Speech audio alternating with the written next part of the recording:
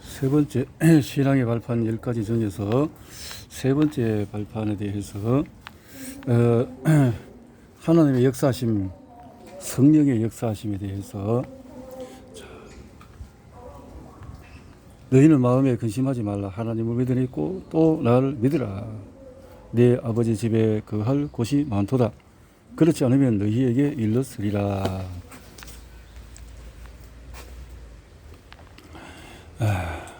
너희를 위하여 처소를 예비하러 가노니 가서 너희를 위하여 처소를 예비하면 내가 다시 와서 너희를 내게로 영접하여 나 있는 곳에 너희도 있게 하리라. 요한복음 14장 1절에서 3절 말씀. 복음 전하러 갈 때 대부분의 사람들은 복음에 대해서 너무 어렵게 생각하는 것을 보고 복음을 쉽게 풀이해 보려고 그래서 시도한 것이 이 복음의 편지였는데, 많은 사람이 훈련을 받고도 체질이 안 되어서 이런 부분을 놓치고 있다라는 말인 거죠. 자, 그러면 성도들 가운데서 복음과 전도와 기도의 발판이 든든하지 않은 사람들이 그런 상태에서 일만 하려고 덤비는 것은 어리석은 것이다.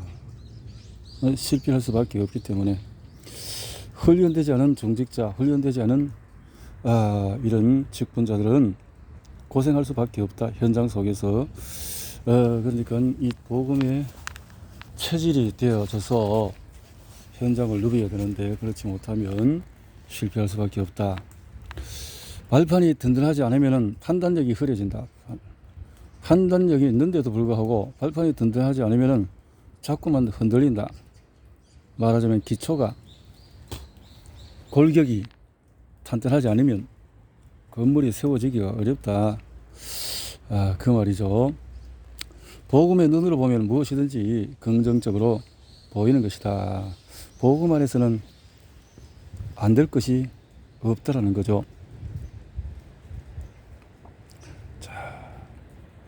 구원을 받았는데도 불구하고 발판이 깔려지지 않으면 자꾸 인본주의를 쓰게 된다는 거죠. 잔머리를 쓰고 또 율법을 쓰고 이익과 손해를 따라서 움직일 수밖에 없다는 거죠. 성공은 하나님께 있는데 불구하고 신뢰를 못하고 믿음이 뿌리가 내리지 않기 때문에 그렇다라는 거죠. 복음과 전도, 기도가 발판이 되어져야 그러면 그 처지를 통해서 사단이 결박을 받을 수밖에 없고 세상이 신뢰를 할 수 있는 사람이 누군가를 이 복음의 뿌리가 있느냐 없느냐에 따라서 판가름이 날 수밖에 없다는 것을 생각을 해 보게 되어진다는 것이죠. 영안을 뜨고 보면 세상은 참으로 어둡고 캄캄합니다. 그래서 세상은 이 사단에게 잡혀서 쏟고 있는 현실이기 때문에 하나님의 능력을 믿는 믿음이 우리의 발판이 되어야 이 사실은 꼭 기억해야 할 것이고, 마태복음 16장 13절에서 20절에 특히 13절 15절에 예수님이 사람들을 이 나를 누구라고 하느냐, 보는 눈들이 세례 요한, 엘리야, 예레미야 이런 식으로 보고 있다라는 거죠.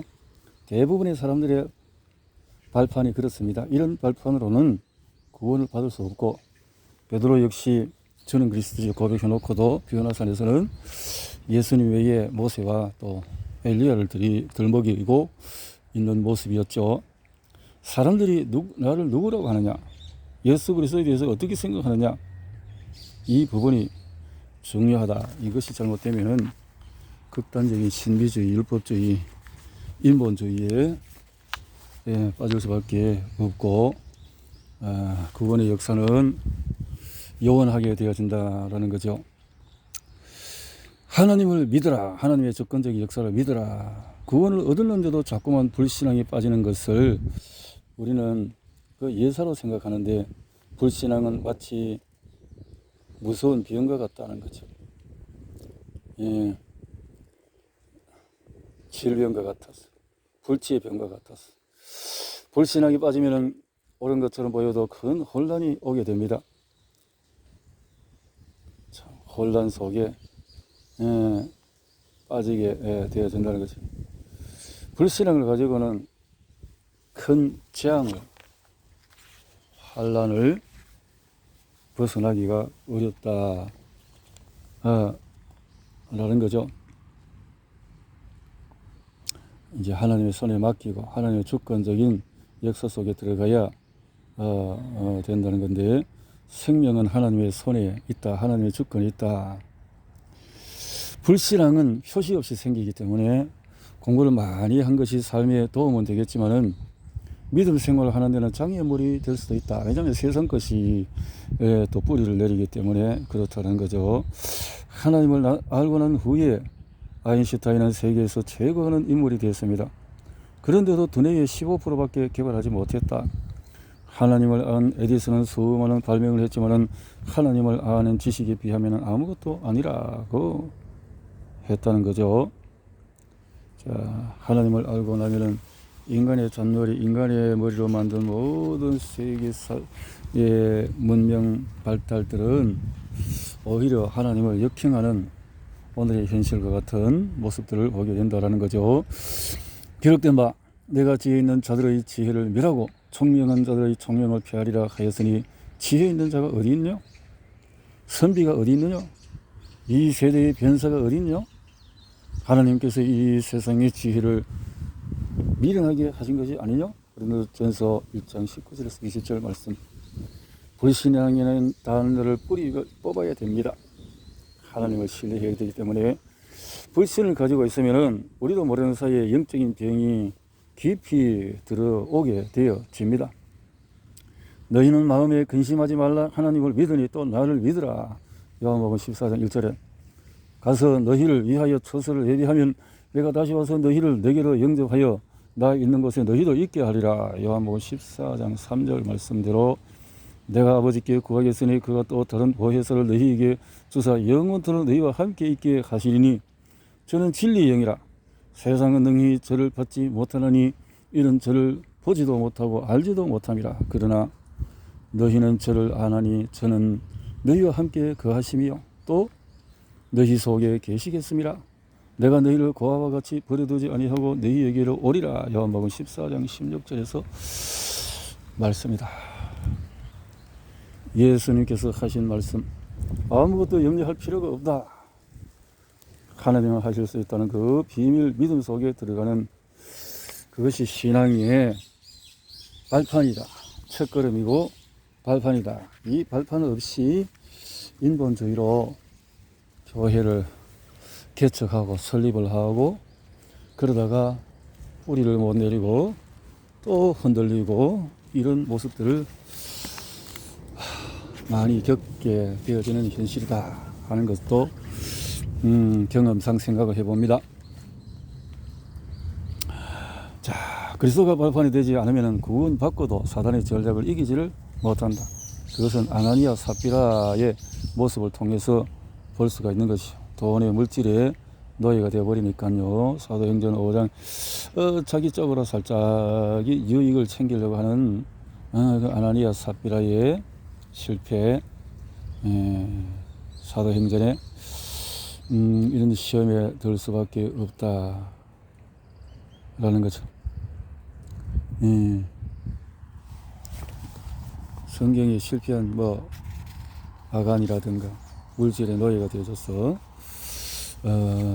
이런 사람들을 오늘 현실 속에서 너무나 많이 보게 되어지는, 또 세상을 좌지우지한다고 하는 사람들의 머리들은 어떻게나 그렇게 그런 쪽으로 빠른지 현실을 봅니다. 그러나 그것의 최후는 너무나 무서운 재앙이 따를 수밖에 없다라는 것을 생각을 하지 않으면 안 될 것이다 하는 것을 다시 한번 생각하여 보면서, 그 다음에 우리 이제 오늘 본문에서 보면서 신앙의 발표는 성령의 역사하심인데, 성령에 대해서 우리가 실제적인 사실에 대해서 우리가 누리고 알아야 될 것은 창세기 41장 38절에 이와 같이 하나님의 신에 감동한 사람을 우리가 어찌 얻을 수 있으리요? 하나님의 영에 감동된 사람은 또 에스겔 골짜기에 마른 뼈들이 생기를 불어넣어 큰 군대로 변하는 역사가 에스겔 37장에서 나오는데, 이것은 영이 들어가면 마른 뼈가 살아난다. 적은 심장이 살아난다. 이사야 6장에서 1절에서 또 이사야에게 시대적인 답을 준 내용들이 나오기도 하고, 다니엘서 10장에서 또 다니엘의 기도를 통해서 사도행전 1장에서 성령 충만함을 받으라라고 했고, 이제 사도행전 19장에서 성령의 충만함을 받은 사람들에게 역사가 일어나는 것을 성경을 통해서 보게 되어진다라는 거죠. 자, 성령의 역사를 통해서 구원의 역사, 성령의 인도를 받는 역사, 요한복음 14장 16절에 성령의 인도 내주 역사심의 사실 속에서 성령의 주인 되심을 인정하는 속에서 하나님의 능력의 역사를 보게 되어진다라는 것이니까요. 성령의 역사가 신앙의 발판이 되지 않으면 가장 힘이 빠져버린, 발판이 되지 않으면 구원 받았는데도 문제가 해결되지도 않고, 문제를 이 현실과 상황과 환경에 대해서 판단해버리고 놓쳐버리기 때문에 힘이 빠져버린다라는 거죠. 하나님의 계획과 섭리 속에서 성공을 만들었고 또 누리면 그것은 성공의 현실적인 것과 또 내세의 축복으로 이어지는 것을 놓쳐버린다 이 말이죠. 복음의 깊은 비밀을 늘 누리면 성령의 놀라운 역사를 체험하게 됩니다. 바울을 보면은 다메섹 도성에서 그리스도를 만나는데 사도행전 9장 1절에서 19절에 제자 훈련을 받았고, 사도행전 11장 25절에 전도자로 파송되고 13장에 복음이 증거되는 길이, 그래서 살아도 죽어도 오직 그리스도 안에서의 자기 자신을 발견했다라는 거죠. 내게 능력 주시는 자 안에서 내가 모든 걸 할 수 있다. I can do all things in Jesus Christ. 가장 적은 것을 얻었기 때문에 다른 모든 세상의 것을 배설물이다라고 여긴다라는 거죠. 참, 한 번씩 김형숙 교수의 그 102세까지 지금 사시고 강의도 하시는 모습을 보면은, 참 기도로, 믿음으로, 신앙으로 살아가시는 분이다라는 것이 여겨지는 것을 보게 되어집니다. 이 세상의 것들에 대해서 참 어떤 국회의원이다, 어떤 총장이다, 이런 것에 대해서는 배설물로 여기고 자기가 할 수 있는 오직 진실된 교육에 대해서 초점을 맞추고, 참 생을 살아온 모습이 참 아름다운 모습을 보게 되는데요. 자, 다음으로 말씀과 전도를 통해서 성령의 역사를 체험하게 되어진다. 복음이 전해지니까 무당에게 사로잡혔던 총독이 살아나고 흑암의 세력이 무너지고, 사도행전 13장의 말씀대로 이렇게 감옥 안에서도 이 기적의 역사가 일어나서 사도행전 16장에서 이런 일들이 옥중에서의 문이 열리는 성령의 하나님의 역사를 체험하게 되는 현장들을 사도행전에 보게 되어지고, 그러니까 헬라인, 기브인, 야손이 돌아오는 놀라운 역사들이 일어나고, 바울이 어려움 중에서도 전도자 브리스길라 부부를 만나게 되어지고, 이 만남의 축복을 통하여 죽음의 위기에 몰릴 때마다 바울은 두려워 말라, 네가 가이사 앞에 서야 하리라 하는 성령의 음성을 들어 사도 바울의 사명이 로마의 선교에 이렇게 성취를 이루게 된 것을 봅니다. 그 다음에 기도 속에서 성령의 역사를 체험해야 되기 때문에 정시로 기도하고 무시로 기도하고 또 집중적으로 기도함을 통해서 누림이 있어야 할 것이다 하는 것이 성령의 역사 내주 인도하심의 축복을 세 번째 발판으로 생각을 하면서, 이제 네 번째로는 하나님의 말씀에 뿌리를 내려야 되는데, 말씀에 기초하지 않고 어떤 경험이나 어떤 환상이나 이렇게 하다 보면 사단에게 속을 수가 있다라는 것을 생각을 미리 해보면서, 말씀의 뿌리를 위해서 하나님의 말씀은 살았고 운동력이 있어서 좌우의 날선 어떤 검보다도 예리하여 혼과 영감이 간절과 골수를 찔러 쪼개기까지 하며 마음의 생각과 뜻을 감찰하느니 지은 것이 하나라도 그 앞에 나타나지 않음이 없고 오직 만물이 우리를 상관하신 자의 눈앞에 뻘거벗은 것 같이 드러나느니라. 사도행전 4장 히브리서 4장 12절 히브리서 4장 12절 말씀. 신앙생활의 첫 번째 발표는 우리의 믿음이고 주권적인 믿음을 믿는 것이고, 두 번째는 예수 그리스도의 뿌리를 내리고, 세 번째는 성령의 역사 속에 들어가고, 네 번째는 하나님의 말씀의 뿌리를 내려야 된다는 것이고, 다섯째는 구원받은 나는 누구인가라는 자기 자신을 발견해야만 할 것이다 라는 거죠. 여섯째는 우리의 선교지가 어디냐, 내 현장, 내가 처한 곳이 바로 선교지다. 선교는 하러 내가 어디 멀리 가야 되는 것이 아니라 내가 살아있고 내 현장에 내 만남의 모든 처소가 바로 선교의 선교지다라는 거죠.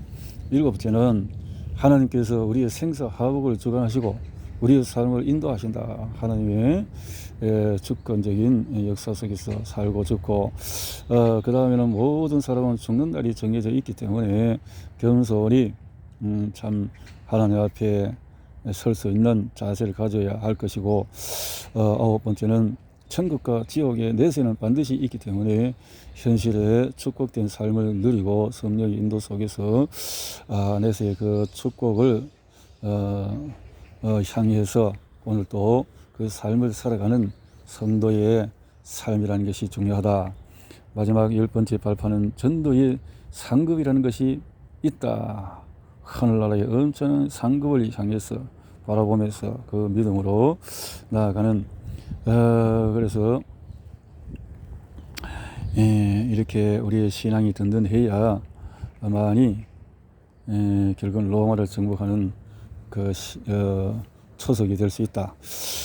자, 하나님 말씀이 우리의 발판이 되어야 된다. 이번에는 하나님 말씀은 살았고 운동력이 있다. 혼과 영과 골수를 찔러 쪼개게 하고 사람의 마음의 생각과 뜻도 감찰한다, 살핀다. 히브리서 4장 12절에.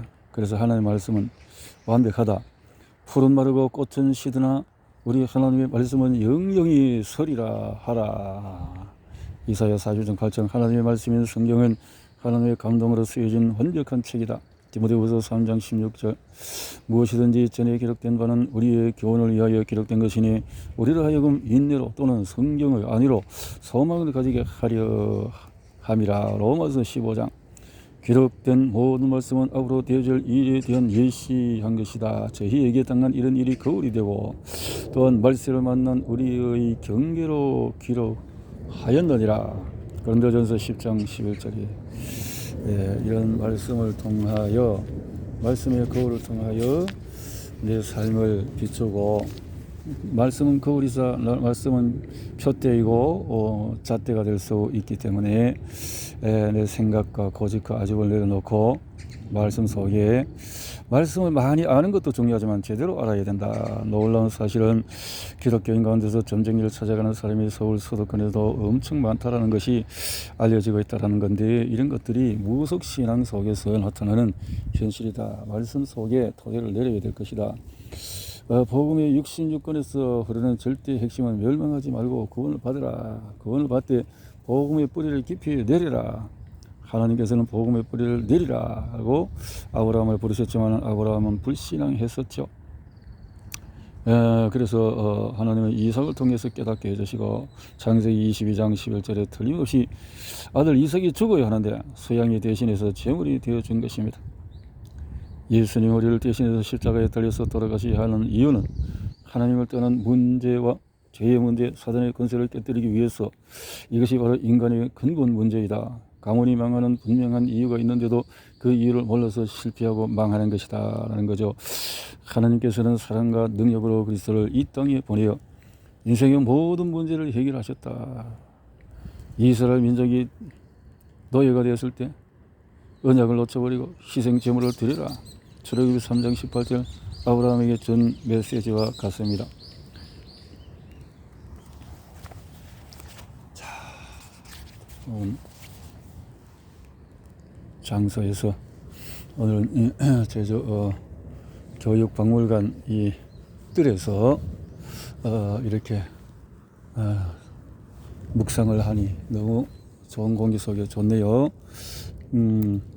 이슬비를 살살 맞으면서 좋습니다. 하나님의 언약을 회복시키는데도 불구하고 이스라엘 민족은 그를 잊어버려서 포로가 되어졌다는 거죠. 이제 보라 처녀가 잉태하여 아들을 낳을 것이요 그 이름을 임마누엘이라 하리라. 이사야 7장 14절에 아들을 낳으리니 임마누엘 하나님의 함께 하심을 놓쳐버리면 계속 광야에 고생을 하고 방황한다라는 거죠. 자, 주는 그리스도시여 살아계신 하나님의 아들이십니다. 이 신앙 고백. 중세 때는 예수님을 믿어도 행위가 올바르면 구원을 받을 수 있다는 주장이 제기됐는데 이때 말틴 루터와 존 칼빈은 오직 의인은 믿음으로 말미암아 살리라 로마서 1장 17절을 강력하게 선포를 해서 오늘 우리의 개신교의 토대가 되어졌다라는 거죠. 오직 의인은 믿음으로 말미암아 살리라. 행실을 통해서 물질을 헌금을 헌신을 많이 해서 어떻게 구원을 받는 것이 아니라 그것은 나중에 상급으로 이어질 것을 믿지만 그 토대의 기본은 돈이 있거나 없거나 권세가 있거나 없거나 믿음의 기초를 통해서 구원의 역사는 이루어진다. 자, 이런 것을 오늘날 바벨탑을 무너뜨릴 수 있는 것은 이 토대가 바르게 서 있어야 말씀의 토대가 서 있어야 할 것이다. 카비난트, 약속의 말씀, 테스타먼트. 성경은 복음을 받은 사람에게 영적인 지식과 영적인 문제가 무엇인지를 알게 해주기에 사람이 망하는 이유는 하나님의 비밀을 아는 지식, 영적인 지식이 없기 때문에 호세아 4장 6절에 내 백성이 망한다. 왜? 이 언약의 비밀을 모르기 때문에 가끔 이 내용을 활용해서 지식이 없어서 망한다라고 하는데 사실 세상의 지식이 아니라 하나님 말씀에 대한 지식이죠. 지식. 이런 세상적인 지식은 잘못하면 독소가 될 수 있고 사단의 올무가 될 수 있는 여러 가지 있기 때문에 그렇다고 세상 지식을 몰라라 하는 것이 아니라 그것을 판단하고 평가할 수 있고 또 하나님의 나라의 또 모든 이 비밀들을 풀어줄 수 있는 내용의 지식이라면 그것은 너무나 귀한 것이 될 수가 있겠죠. 이렇게 여러 가지 주장들이 있는 중에서 성경에는 우리가 어떻게 살아야 할 것인가 하는 대한 해답이 감춰 있다. 삶에 대한 표대. 다윗은 크게 하고 낮게 하는 모든 것이 여호와의 손에 있다. 부하게 하고 가난하게 하는 것도 여호와의 손에 있다. 하나님의 계획 속에 하나님의 뜻 가운데서 왕되게 하신 것도 하나님의 은혜요 우리가 가진 모든 것은 하나님이 주신 것이다. 다윗은 올바른 고백을 그렇게 했다는 거죠. 하나님의 주권적인 신앙 속에서 하나님이 세우셨구나. 사람의 악한 어떤 방법을 통해서도 그렇게 될 수가 있다라는 것을 생각하고 그러나 그 어떤 계획 속에서 내가 풀어나가야 될 부분을 잘 봐야 될 것이다 하는 것을 하는 거죠. 자, 그러면 장사는 어떻게 할 것인가? 전문성 있게 만들어야 할 것이다. 전문성을 모세나 여호수아나 갈렙이나 다윗이나 고넬료와 같이 성공한 군인이 되어지려면 그렇게 되어지면 성공한다는 거죠. 목회도 모든 우리 사역에 이렇게 복음과 전도의 시간표로 모든 것을 보면서 사단의 역사하는 이 세상을 하나님의 나라로 바꿀 수 있는 것은 하나님의 나라의 이 성령의 역사와 하나님의 말씀의 토대를 통하여 할 수 있다라는 것을 믿음 속에서 가져야 할 것이다. 성경 말씀 속에는 전도의 비전이 들어있다라는 거죠. 그래서 이 전략을 한 20가지 정도로 만들어 나가면 좋은 또 그 시간표 계획 속에서 보기가 좋을 것이다 하는 것이 이 전도의 전략으로 나왔는데요. 사도들은 이단의 누명을 쓰고 죽었는데 250년이 흐른 후에 누명이 벗겨졌다.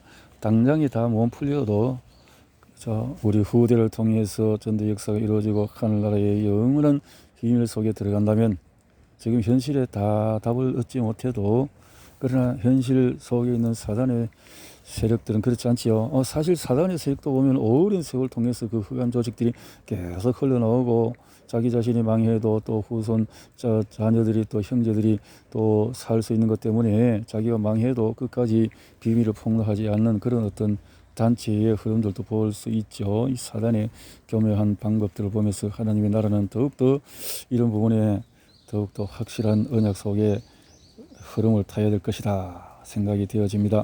하나님의 말씀이 뿌리를 내리면 강단의 말씀과 너의 현장이 일치되게 되어진다. 하나님의 말씀 속에서 어떤 성도들은 기독교식으로 점치는 사람에게 미래를 알아보러 가기도 하고 요즘 현실 서울 같은 데는 어떻게 그냥 형식적인 목사 직분을 받기 위해서 그냥 돈, 금전 또 여러 가지 그냥 준비 안 된 사람들은 우후죽순을 세워서 단체를 만들어서 무슨 장자리하고 노예한다 하고 막 그렇게 해서 온갖 이 인본주의와 또 율법주의와 또 신비주의가 판을 치고 있는데, 그렇게 하면 우리가 장기적으로는 실패할 수밖에 없다라는 것을 깨닫고 제자 훈련에 정말 하나님의 자녀의 사도행정적인 방법으로 들어가야 할 것이다 생각이 되어집니다. 너희는 유대인이나 헬라인이나 종이나 자주나 남자나 여자 없이 그리스도 예수 안에서 하나이라. 수고하고 무거운 짐진 자들아 다 내게로 오라. 내가 너희를 쉬게 하리라. 자, 바울아 두려워하지 말라. 네가 가이사 앞에 서야 하리라. 두려워하지 마라. 연약하지만은 하나님의 나라가 이루어질 그 언약 속에서 이 신앙의 토대가 된 어떤 단체 또 팀워크 이런 것이 필요하지, 이 껍데기가 자꾸 설치게 되면 결국에는 가라지가 되어져서 너무나 쉽게 무너져 버린다 하는 것을 알 수 있게 되어집니다. 자, 언약궤 속에서 이스라엘 민족이 요단을 건널 때 하나님은 언약궤를 따라서 가라. 언약궤 하나님의 말씀의 표대를 향해서 나아가라고 말씀을 해 주셨다라는 것을 생각을 잡아야 되겠습니다.